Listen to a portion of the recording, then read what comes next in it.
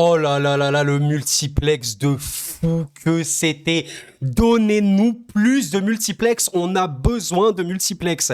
Le multiplex Ligue 2 était fou, celui d'aujourd'hui de Ligue 1 était incroyable et honnêtement j'aurais dû vous retrouver pour parler de ce Paris Saint-Germain-Metz, vous savez, je suis supporter du PSG, mais j'ai une petite idée, pourquoi ne pas parler du multiplex? Et les amis, je ne me suis pas spoil les résultats finaux du multiplex, j'ai regardé en parallèle évidemment, mais j'ai pas vu les derniers résultats, donc on verra s'il y a eu un but à la dernière seconde, je vais découvrir ça en direct sous vos yeux ébahis. Allez, je ne triche pas les gars, je ne triche pas, il n'y a pas de transition, il n'y a pas de cut ni rien, je vais directement voir maintenant en direct quels sont les résultats de Ligue 1. Est-ce qu'il y a eu des buts à la dernière seconde? Ok. Oh, bah, Nice-Lens, c'est toujours pas terminé. Ok, les gars. Mais nous avons quand même... Ok. Waouh. Ah, dur. Oh, clairement, c'est dur pour eux. Oh, qui ont complètement craqué à la fin. Ah là là, je pense que le rouge de Coffrier a été un peu douloureux. Ok, donc là, je vais regarder un petit peu vision d'ensemble. Ok, match nul entre Marseille et Montpellier au final. Il n'y a pas eu de but à la dernière seconde, ok. Bon, Brest, on va en parler. Les amis, on va parler de Brest parce que waouh, il s'est passé un truc de fou. Ok, Monaco qui a pu tenir au final. Il n'y a pas eu un but à la dernière seconde. Lyon a tenu, ok. J'étais un petit peu inquiet parce que voilà, la toute fin de match, j'ai pas vu encore une fois sur tous les autres trucs. Ok, Strasbourg a battu Lille, waouh, qui menait 3-1. Il y a un but qui a été refusé pour hors-jeu. Et ensuite, nous avons ce Nice-Lens qui est là et Reims qui a gagné, d'accord. Nice-Lens, bon les gars, on va jouer jusqu'à quelle heure? Ok, c'est bon, c'est terminé. Incroyable. Mais non, mais les gars, franchement, on est d'accord? Donnez-nous plus de multiplex. Donnez-nous plus de multiplex. On va parler de ces matchs-là. Bon, les amis, ce sera une vidéo un petit peu dispatchée, etc. Mais en tout cas, si ça vous fait plaisir, bah, pensez à liker la vidéo. Moi, ça me fait super plaisir, en tout cas, de parler de tout ça parce que, waouh, il s'en est passé des choses. Mais avant, les amis, je pense qu'on va aller voir le classement. Parce que je pense qu'il y a eu des petits mouvements en haut comme en bas. Et oui, mesdames, messieurs, nous avons l'entrée, c'est incroyable, de Brest dans le top 4. Cela n'est pas une blague, ce n'est pas un exercice. Brest est dans le top 4 Ligue 1. Sincèrement, si vous me suivez sur cette chaîne, vous savez à quel point je suis admiratif de Brest. Et honnêtement, les amis, j'ai juste envie de faire un truc. Brest, à la mi-saison, 4e du championnat de France de football dans la plus haute division. Eh ben les gars, c'est exceptionnel. À l'instant T, Brest joue les barrages de la Ligue des Champions. Félicitations. Je suis ultra admiratif de Brest. Incroyable. Lille qui a perdu, on va en parler quand même, contre un Strasbourg qui est bien remonté. Strasbourg qui était vraiment en crise, mais qui enchaîne 3 victoires de prestige, notamment contre Lille. Incroyable. Lens du coup qui a connu une défaite contre Nice. Et Nice qui du coup reste 2e de Ligue 1. Vraiment serré avec le PSG quand même. Voilà, il y a 5 points d'écart, mais je veux dire, ça s'est pas décollé. Monaco qui est derrière en embuscade, qui a réussi quand même à gagner à l'extérieur malgré le carton rouge. Ok, on a quand même Reims, voilà, qui a réussi à se remettre un petit peu. On sait qu'ils avaient beaucoup perdu. On va en parler du Havre également, une de mes équipes coup de cœur cette saison, le Havre. Évidemment, on a aussi Montpellier, ok, qui, je pense, là, la victoire de Montpellier, enfin, le match nul qu'ils ont fait contre Marseille, les fait légèrement respirer. Vous voyez que c'est extrêmement serré pour le maintien. Et mesdames, messieurs, je pense que s'il y a une info à retenir, cela n'est pas un exercice. L'Olympique lyonnais est actuellement sorti de la zone rouge. L'OL n'est plus dans la zone rouge de Ligue 1. Non mais les gars, le football, il est tellement imprévisible. Incroyable. Et si on commencerait pas par Lyon? Tiens donc. Alors les amis, je me suis amusé à revoir un petit peu mes pronostics que j'avais fait pour cette journée. Et au final, bon, vous voyez que je me suis trompé sur quasiment tout. Mais encore une fois, le plus important, c'est un peu le développement. Sur le développement, bah, je considère que ça va. J'ai été à peu près OK. Bon, j'ai bien vu en tout cas le match nul entre Montpellier et l'OM, on va dire. Au final, je me suis dit peut-être que clairement, on va réussir à tenir le nul contre Rennes. Et ça s'est pas passé. Par contre, voilà, un truc que je sentais réellement, c'était vraiment la victoire de Brest. Là, j'étais pas trop de doute. C'était un peu le pronostic facile pour moi pour ce match, pour cette journée-là. Et voilà les autres résultats. Mais ouais, vraiment, les amis, je pense que si on doit évoquer un match ce soir, c'est ce Brest-Lorient exceptionnel. Mais les amis, pourquoi? Ben, comme vous pouvez le voir, il y a un truc là sur votre écran qui doit vous alarmer, qui doit vous dire, oula, mais il s'est passé un petit truc. Oui, mesdames, messieurs, Kamori Doumbia a marqué un quadruplé en une mi-temps. Cela n'est pas une vanne, cela n'est pas dans un exercice. Alors Doumbia, les amis, je sais pas trop si certains le connaissent, moi je le connais juste de nom parce qu'il est en Ligue 1 depuis quelques temps, l'international malien, et comme vous pouvez le voir, voilà, il est très jeune, hein, 20 ans, 18 février 2003, il va bientôt faire 21 ans, voilà, il a joué quelques petits matchs en Ligue 1, là il est quand même un petit peu, voilà, en tout cas à Brest, là, il joue quand même bien, et il a mis littéralement un quadruplé assez fou et qui a totalement éradiqué Lorient. Et voilà les amis, honnêtement, Lorient, c'est un petit peu ce que je dis sur cette chaîne depuis toujours. Je suis pas loin de penser que c'est la pire équipe de Ligue 1, très malheureusement. C'est surtout l'équipe la plus déséquilibrée. Ça peut compenser sa défense par une attaque qui peut parfois être bonne, je dis bien parfois, mais à un moment, tu t'es pris 35 buts en 17 journées. Remets-toi en question. Il y a un énorme problème à Lorient. Et voilà, les amis. Alors, honnêtement, je peux pas faire un débrief long pour tous les matchs de Ligue 1. Je veux passer comme ça à droite, à gauche, dire un petit peu ce que j'ai voulu, enfin, des choses que je peux souligner, etc. C'est une vidéo déstructurée, hein, les amis. Comprenez-moi. Là, c'est vraiment plus l'émotion du multiplex qui est vraiment, vraiment folle. T'as eu des victoires assez folles. Voilà, ce Brest-Lorient. T'as eu des matchs, vraiment des retournements de situation. Clairement, pendant longtemps, je me suis dit, ils vont enfin tenir cette victoire qui va les faire remonter, etc. Et en vrai, une victoire les aurait vraiment, vraiment, vraiment bien sauvés. Malheureusement, Rennes a eu quand même cette armada parce qu'on sait que Rennes est quand même très fort. Je pense que Max Coffrier, le Belge, qui se prend le rouge, c'est un peu trop, c'est un petit peu trop là pour nos amis clermontois. Et au final, voilà, quand même 11 tirs cadrés pour Rennes. C'est dur. Doué, là, qui les achève un petit peu. Tablas à la fin du match. C'est un petit peu finito. Bien joué à Rennes qui enfin gagne. Voilà, se laisse un petit peu d'espoir. Voilà, ça respire. 19 points. Ça respire un petit peu. Allez, j'ai envie de passer rapidement sur ce Montpellier-OM. Alors, le match qui, pour moi, n'est pas forcément le plus important là à parler parce qu'il y a eu beaucoup de matchs assez fous. Un match 1-1, mais quand même une petite déception pour l'OM qui aurait pu et dû gagner ce match-là. Il y avait quand même, je trouve, une production globale meilleure. Mais on sait.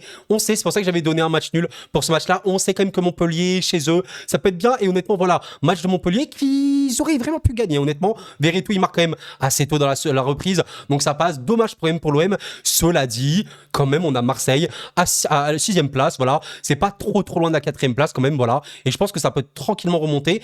Attention, parce qu'il y a quand même Monaco et Nice qui se sont bien détachés, le PSG, évidemment. On verra bien. J'ai envie, évidemment, d'évoquer ce match assez incroyable, hein, vraiment, entre Strasbourg et Lille. Mesdames, messieurs, Strasbourg qui bat le LOSC, une équipe qui n'avait pas perdu depuis depuis très longtemps. Après, si vous voulez mon avis, moi, concernant Lille, c'est qu'il y a un problème qui est vraiment symptomatique. Alors, le match contre le PSG, il est un peu faussé parce que c'est toujours contre le PSG, t'es aussi boosté et tout. Mais il y a une vérité qui dégage de Lille cette saison qui peut paraître décevante dans le jeu. Pourquoi? Parce que l'attaque sur le papier, elle peut paraître belle, mais honnêtement, si on est très honnête, pour moi, Lille, ça se base sur Yoro, Zegrova, qui sont vraiment très forts. Ben Taleb, je trouve qu'il est quand même sous-coté, hein, parce que pour le coup, il est vraiment bon.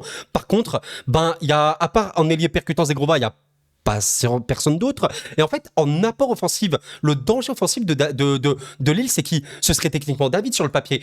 La vérité, c'est qu'il n'est pas assez performant, malgré le but qu'il a pu mettre contre le PSG.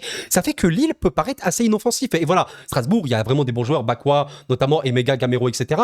Mais c'est une équipe de son niveau, qui fait de son mieux, et qui a bien eu raison de gagner à domicile, voilà, malgré un match où la production, elle est vraiment nulle, hein, elle n'est pas la folie furieuse, hein, que t'as que 31% de possession, tu tires pas beaucoup dans le cadre, et au final tu gagnes, bravo à eux, t'as marqué un 3e but qui a été refusé, mais on sait que Strasbourg avec peu de ballons, tu peux faire beaucoup de choses. C'est dommage pour Lille, hein, qui était sur une série exceptionnelle, mais la finition, ça s'improvise pas. Et là, je pense qu'il y a un vrai problème de finition actuellement à Lille, et c'est vraiment dommage, notamment après un match contre le PSG qui était plutôt très bon. En parlant du PSG, les amis, il faut quand même que j'évoque mon club de cœur qui a battu Metz après une première mi-temps, honnêtement, soporifique, hein, les gars. Metz a, bon voilà, c'est un peu la stratégie Messine, mais c'est normal.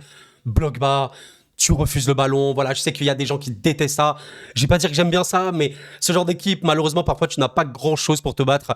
Et tu as fait ça, et au final, voilà, ça a été débloqué à partir de Vitinha, Mbappé, match assez classique. Pas besoin de développer trop, les amis, voilà. Mais fait avec ses armes. Je pense que c'est vraiment pas contre le PSG qu'il faut chercher des points, surtout pas au Parc des Princes.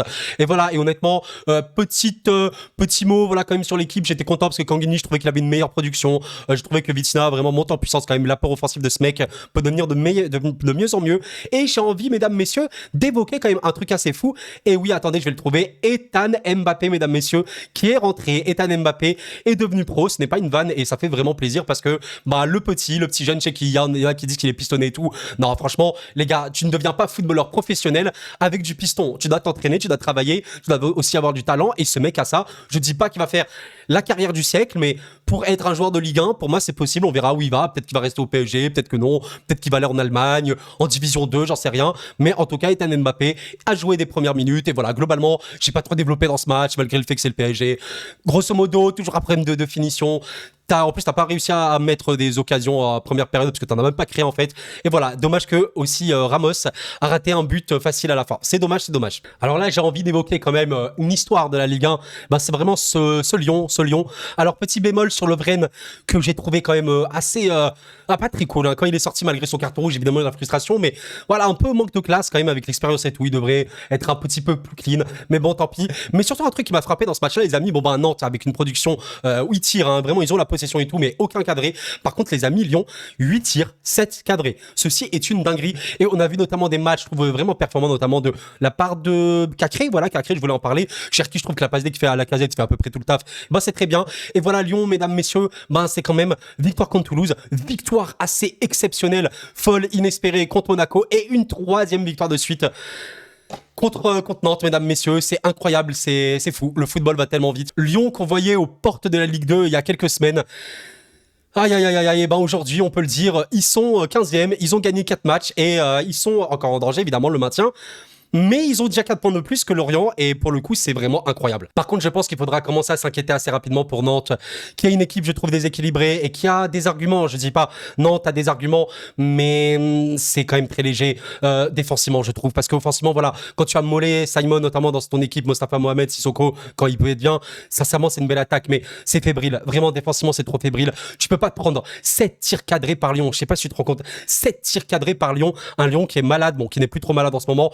Ça indique un petit peu à quel point tu es vraiment ultra fébrile défensivement.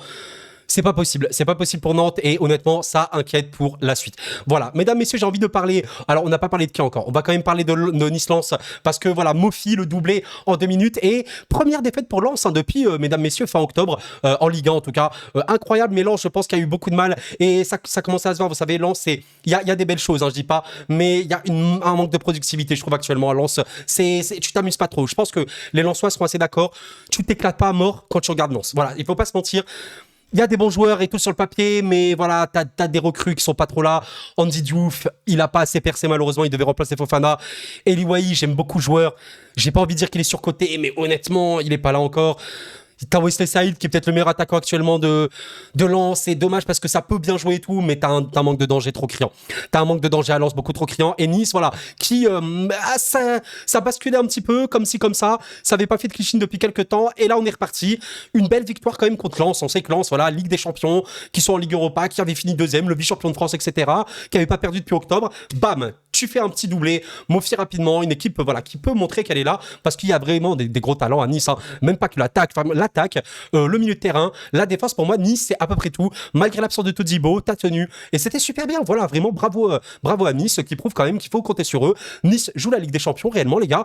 35 points, 17 journées, très bien. Masterclass. Attention à Lens, faudra remonter. Ça va vraiment être tendu cette course à la Ligue des Champions, à la Ligue Europa et tout. Et j'ai envie de dire Brest, on les attendait pas, mais je vais encore parler de Brest à la fin de la vidéo. Les amis, je ne rigole pas. Brest joue le top 6. Ce n'est pas une vanne. J'en parlerai en fin de vidéo. Alors, mesdames, messieurs, il reste Reims-Le Havre et Toulouse-Monaco. On va quand même parler de Toulouse-Monaco rapidement. Toulouse qui, je pense, est peut-être l'équipe la plus maudite de Ligue 1 cette saison. C'est un délire. Franchement, Toulouse, les amis, c'est trop l'équipe qui peut gagner des matchs, mais ne tient jamais des scores. 20 tirs contre Monaco. Monaco avec un carton rouge de Golovin qui venait de revenir. Et au final, Monaco qui gagne ce match-là. C'est tellement frustrant, je pense, de supporter Toulouse parce que c'est une équipe, honnêtement, qui a des belles choses, qui a de la productivité, qui peut montrer de belles choses. Mais tu te prends encore un but à la dernière seconde contre Lorient dans ce match-là. T'as plein de moments où Toulouse, tu comprends pas. Contre Nice, t'aurais pu gagner. T'as tiré 19 fois à l'Alliance Riviera, les gars. Et au final, tu craques tout le temps. Et c'est tellement frustrant d'être Toulousain, je pense. Et voilà, bravo à Monaco qui fallait quand même remonter après une victoire vraiment très compliquée là contre Lyon. Et tu reviens, voilà, c'est bien. C'était quand même dur en plus de gagner comme ça au stadium avec un carton rouge. Et tu as gagné, tu restes sur la 3e place. Mais purée, les gars, Toulouse, qu'est-ce que c'est triste pour le coup. T'as des équipes qui, honnêtement, sans être méchants, ils méritent d'aller en Ligue 2. Lorient mérite d'aller en Ligue 2. C'est pas une vanne. Vraiment, je suis désolé. Mais Toulouse, Si c'est là, c'est aussi pour une raison. Mais à un moment, il faut marquer. Il faut tenir des scores. Mentalement, je sais pas trop ce qui se passe. C'est dommage, quoi. C'est dommage, surtout avec un stade comme le Stadium. C'est dommage, mesdames, messieurs. Et voilà, j'ai envie de finir par Reims-Le Havre. Il me semble que c'est le seul match dont j'ai pas parlé encore. Et ben voilà, Le Havre, c'est dommage quand même parce que on sait que c'est une belle équipe. Là, par contre, j'ai trouvé que voilà, il y avait, tu vois rien que dans les stades papier. Reims est redevenu un petit peu le Reims, vous savez, très très fort. D'il y a à peu près 3 semaines, un mois, où voilà, même contre le PSG, on se disait ce Reims-là, ça joue l'Europe, c'est extrêmement fort. C'est vraiment une des meilleures équipes de l'année de la Ligue 1, même de la saison précédente, c'est extrêmement fort. Et voilà, un match qu'ils ont très largement dominé dans tous les compartiments du jeu. Évidemment, Ndiaye, qui a un carton rouge très tôt dans le match, surtout pour un milieu de terrain, c'est vraiment compliqué. Ça a évidemment fait basculer le match, c'est dommage pour le Havre. Mais voilà, il faut pas trop non plus s'inquiéter. Tu auras le temps de te rattraper avec une réception contre Lyon, où tu peux totalement gagner ce match-là. Voilà, tu es 11e. T'es pas dans les derniers encore. Attention, c'est très serré quand même entre Lyon et le Havre. Il y a que 3 points d'écart.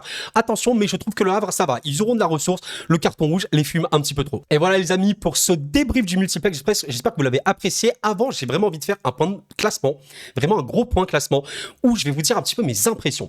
Et vraiment, j'insiste, c'est des impressions. Donc c'est, voilà, ça se base, c'est juste un avis. Vous avez votre avis. Mais les amis, pour moi, vraiment, je sais pas si ça paraît fou, mais Brest, quand tu vois Brest, le stade brestois, tu as affronté toutes les équipes de Ligue 1. C'est bon, la phase aller est terminée. Tu as affronté tout le monde, même le PSG, Nice, Monaco et tout. Tu n'as jamais été honteux. Il n'y a aucun moment où Brest a été vraiment honteux cette saison. Sincèrement, tu as même battu Lens notamment, etc. Brest, mais moi, je vous jure, pour moi, Brest joue l'Europe. La Ligue des Champions, je sais pas. Mais honnêtement, quand tu vois la phase aller de Brest, ce n'est pas un hasard. Cette équipe joue trop bien au football. C'est beau, c'est séduisant, c'est énergique. Leur stade, c'est survolté. T'as des joueurs merveilleux. Il manque peut-être cette finition. Bon, aujourd'hui, ils en ont pas eu trop. Ils n'ont pas eu de problème par rapport à ça face à Lorient. Mais honnêtement, qu'est-ce qui explique factuellement que Brest ne joue pas l'Europe? Je vous le dis sincèrement. 31 points en 17 journées, les gars. 31 points. Oh, c'est 4 de plus que Marseille. C'est 5 de plus que Lens. Je ne vraiment, Brest, s'il continue comme ça, c'est dans le top 6. Minimum Conference League. Je souhaite à Brest ceci, vraiment. Nice et Monaco, voilà, on va faire un petit débrief. Nice et Monaco, qui pour moi jouent la Ligue des Champions, pour le coup, assez confirmé. Pour Marseille et pour Lille et pour Lens, ça va commencer à être très dur. Hein, parce que je me dis, bon, c'est quand même très serré en haut. Pour moi, si Marseille lance, par exemple, ouais, surtout Marseille, Lens et Lille, on va dire, finissent dans le top 4, bah, ça me paraît vraiment un exploit. Parce que vraiment, pour le coup, c'est très dur avec Nice, Monaco et le Paris Saint-Germain qui sont vraiment très hauts. Reims, attention à ne pas les sous-estimer. Je vais penser un petit peu ce qui se passait avec Will Smith, à les perturber. On sait que défensivement, ça peut être aussi léger, on verra. Mais Reims peut jouer le top 6 pour moi. Peut-être ça va finir un peu 8e, cette place-là. Pour le coup, après le reste, bah, Strasbourg, de manière assez folle, a fait un petit peu le trou. Regardez, entre la 9e et la 10e place, t'as 4 points. Je sais pas, je pense que Strasbourg va peut-être finir comme ça, ce milieu de tableau. Ah, c'est fou quand même que Strasbourg soit remonté. J'ai du mal à lire cette équipe, sincèrement. Et pour le coup, le maintien. Les amis, au vu de la phase aller, il y a des équipes comme Clermont, c'est très triste parce que c'est des équipes qui méritent mieux. Clermont mérite mieux. Sincèrement, c'est triste pour Clermont. Clermont mérite mieux. Je trouve que c'est une équipe poissard à la mort. Toulouse mérite mieux aussi parce que ça montre des choses quand même.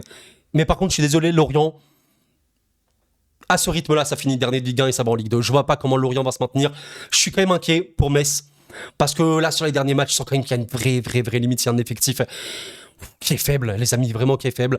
Nantes, j'ai un petit peu peur. Mais là, en l'état, Clermont, en fait, même si c'est une équipe qui mérite mieux, en l'état, ça va finir en Ligue 2 parce que ça n'arrive pas à tenir des scores non plus.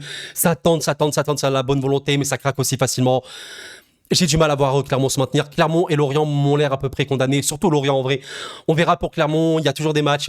Lyon, alors est-ce que Lyon s'en est sauvé? Je sais pas, parce que voilà, c'est toujours très compliqué le football. Mais si vous voulez mon impression comme ça, Brest peut totalement jouer l'Europe. Reims aussi également, mais un petit peu moins que Brest. Là, au vu des points, en fait, 31 points pour Brest, c'est beaucoup trop. Lorient, pour moi, est quasiment condamné à plus de 95%. Clermont me semble être également assez condamné malgré le fait que ça montre de plus belles choses. Toulouse, tant qu'ils n'ont pas réglé ce problème collectif de tenir un score ou quoi, c'est terminé également pour moi. Lyon, attention, Lyon et Metz et Nantes, tu peux pas dire que je suis safe parce qu'il y a quand même 16 points et on verra bien. Voilà les amis. Bon, j'espère vraiment que vous avez apprécié ce petit débrief multiplex, la première fois qu'on fait ça. Incroyable, quel multiplex exceptionnel. On a besoin de ça en Ligue 1, les gars. On a besoin de ça. On a besoin de cette petite hype, ce petit jus exceptionnel. Et voilà, bref. Si vous avez apprécié la vidéo, pensez à la liker et à vous abonner si ce n'est pas fait, avec grand plaisir. Il y aura bientôt, je sais pas trop quand, là on est le 20 décembre, dans les prochains jours, en tout cas avant la fin de l'année, une vidéo rétrospective sur l'année football 2023. Ça sera un petit peu, vous savez, les 10 moments football à retenir, les 10 meilleurs moments, mes 10 moments préférés, je sais pas trop comment je vais formuler ça, mais voilà, vraiment les moments qui m'ont marqué, ce sera vraiment purement subjectif. Donc voilà, chacun aura son propre top. On va pas faire toute la rétrospective de l'année parce qu'il s'est passé trop de choses, mais déjà 10 bons moments. Bah, je pense qu'il y a pas mal de choses à dire et n'hésitez pas à me dire un petit peu qu'est-ce que vous avez retenu cette année. Enfin voilà, c'est tout simplement, il s'est vraiment passé plein de trucs. Les prochains matchs, ce sera en Coupe de France l'année prochaine du coup, voilà. On aura également le Trophée des Champions, Paris Saint-Germain, Toulouse, au Parc des Princes. Oui, je sais, c'est que dommage que ce soit au Parc. Ça va être un avantage pour le PSG, à part si c'est séparé en deux. Peut-être qu'il y aura les supporters du TFC quand même, on verra bien. Et voilà, d'ici là, portez-vous ultra bien, vraiment, vraiment, vraiment. J'espère que vous avez passé une belle année. Si c'est pas le cas, que l'année prochaine sera bien meilleure, je vous le souhaite sincèrement du fond du cœur. Et d'ici là, portez-vous bien, tout simplement. C'était Koro, la paix sur vous.